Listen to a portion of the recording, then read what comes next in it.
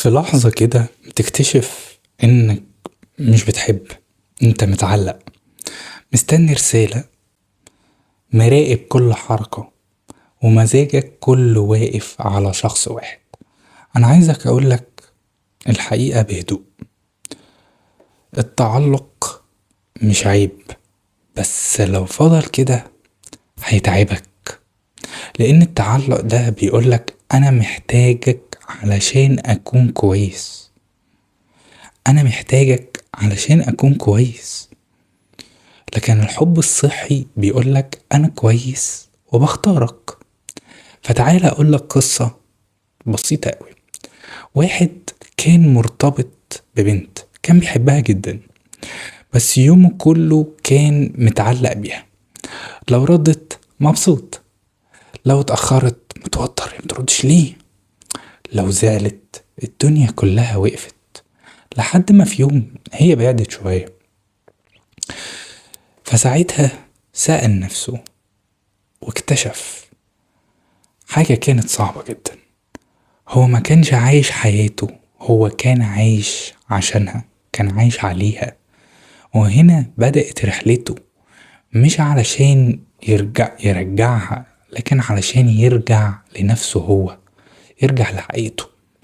فخليني أقولك شوية خطوات ازاي تحول التعلق ده لحب صحي. واحد، افصل بين الاحتياج والاختيار. فاسأل نفسك، هل أنا مع الشخص ده علشان محتاجه ولا علشان أنا بختاره؟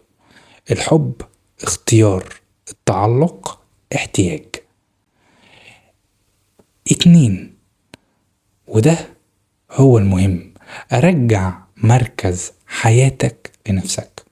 بدل ما بدل ما كل تركيزك على الحب ده، ابدأ اسأل أنا محتاج ايه؟ ايه اللي يفرحني؟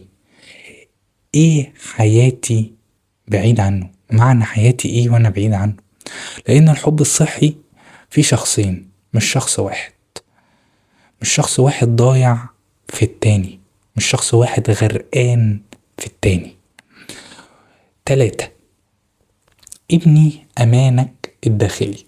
التعلق بيجي من جملة جواك، انا مش كفاية لوحدي، انا مش كفاية لوحدي. ابدأ اغيرها بشكل تدريجي، انا كفاية حتى لو لوحدي. وصدقني ده هيفرق معاك قوي ان انت تعرف ان انت كفاية، مش بس في الحب، في حياتك كلها. اربعة، قلل الاعتماد العاطفي. مش لازم كل حاجة تيجي من شخص واحد. وسع حياتك، اصحاب، اهداف، شغل. خلي فيه وقت لنفسك، ده مهم جدا وصحي جدا. ده بيخلي الحب إضافة ليك، مش المصدر الوحيد. خامس حاجة، ودي حاجة مهمة جدا، إنك تتقبل فكرة الفقد.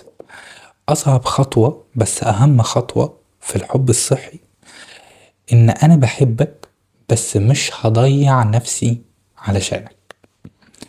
أنا بحبك بس مش هضيع نفسي علشانك. ورسالتي ليك من رحلة وعي، انت مش محتاج حد علشان تبقى كامل، انت محتاج تكون كامل عشان تحب صح.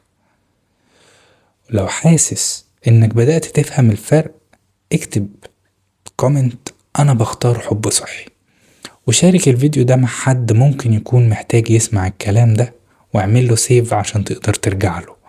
ولو عايز تمارين عملية تساعدك تطبق ده يوم بيوم، اكتب في الكومنت عايز التمارين.